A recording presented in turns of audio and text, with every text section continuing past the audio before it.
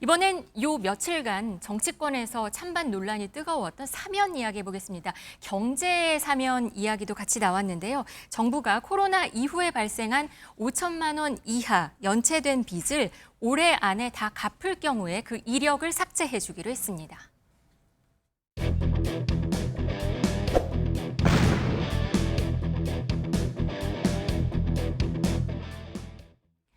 네, 이재명 정부 첫 대규모 신용 사면인데요. 한번 브리핑 들어보시겠습니다. 5천만 원 이하 소액 연체자의 88%가 1년 이내에 빚을 다 갚았음에도 불구하고 연체 이력이 5년간 금융권에 공유돼 카드 발급과 대출에 불이익을 받는다는 금융위 보고를 받은 이 대통령은 빚을 다 갚았으면 오히려 칭찬을 해야 하는데 연체 경험으로 불이익을 주는 건 전과자 취급과 다를 바 없다면서 일상적인 경제활동에 지장이 없게 잘 조치하라 지시했습니다. 이 신용 사면 대상자 한 몇 명 정도가 해당이 되나요? 이번에 약 324만 명 정도가 신용 사면의 혜택을 볼 것으로 보이고요.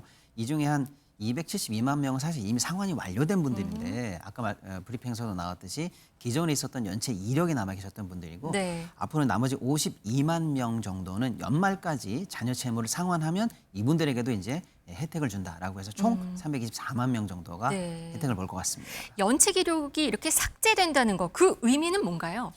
그러니까 지금 연체가 돼 있으면 금융기관과 서로 연계돼서 공유하게 돼 있거든요. 따라서 제가 A은행에서 연체가 돼 있다. 그러면 B은행에 가서 사실 새로운 대출을 받기가 되게 어려운 거죠. 그다음에 또 크레딧 카드를 새로 발급받기도 힘들고요.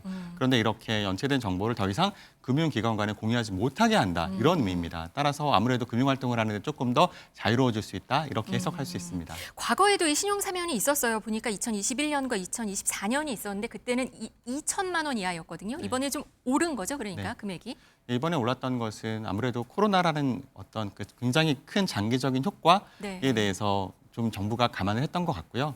그다음에 뭐 장기 소액 연체 채권, 뭐 채무 조정 지원 기준이라는 게 있대요. 이게 7년 이상 장기 채무 연체가 돼 있으면서 5천만 원 이하인 경우에는 그래도 채무 조정 지원 기준이 된다고 합니다. 그래서 그 기준을 지금 준용해서 이렇게 마련한 게 아닌가라는 생각이 듭니다. 이 5천만 원이 원금 기준인지 아니면 이자가 포함된 금액인지도 궁금해하실 분들이 계실 것 같은데 확인할 수 있는 방법들이 있나요? 네, 맞습니다. 이제 금융회사가 이제 신용정보원이라든지 이 신용 평가를 해줘서 점수를 매겨주는 CB 회사라는 데가 있는데요.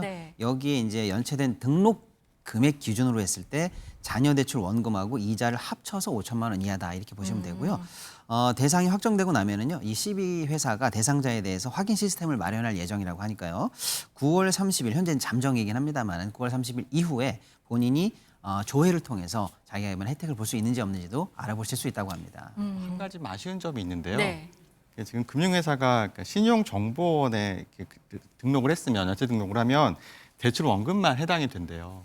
그런데 아까 말씀하신 평론가님 말씀하신 신용평가사에 등록을 했으면 원금하고 이자까지 합한 금액이라고 합니다. 따라서 사실은 원금만 5천만 원, 그러니까 원금이 5천만 원 약간 안 되는 사람들이 이자 때문에 5천만 원이 넘어가면 혜택을 못 받을 수 있기 때문에 이건 좀 일어났으면 좋겠다라는 생각이 드네요. 알겠습니다. 그리고 이재명 정부 첫 특사 대상에는 정치인들이 포함이 돼 있고요. 또 경제인들도 포함이 돼 있습니다. 박근혜 정부 국정농단에 연루된 경제인들도 상당수가 포함이 돼 있는데요. 관세 협상에서 측면 지원한 재계에 화합한다라면서 경제 살리기에 동참할 것을 요청했다는 해석도 나오고 있어요. 지난번 2022년에 그 이재용 그 회장이 사면을 받았죠. 근데 이제 그 당시에 국정농단에서 뇌물 공여죄로 이제 징역을 받았다가 이제 집행유예로 나왔었고, 그랬는데 그 당시에 같이 그 뇌물 공여죄로 그 형을 받았던 그 미래전략실장이라든가 미래전략실 차장 이분들은 사실 집행유예 받긴 했지만 그 다음에 또 2022년 3월에 가석방이 됐네요. 가석방이 됐지만 그 당시에 이재용 회장이 그 사면 받을 때 사면을 못 받았었거든요. 이번에 같이 사면에 포함했다. 그 얘기는 결국 뭔가 이재명 대통령이 기업이 살아야 경제가 산다. 그다음에 또 우리나라의 배임죄에 대해서도 다시 한번 검토의 필요성이 있다. 이런 말씀을 계속 하고 계시거든요. 그런 차원에서 좀 제게 좀 힘을 실어주는 그런 사면이 아니었나 그런 생각이 듭니다.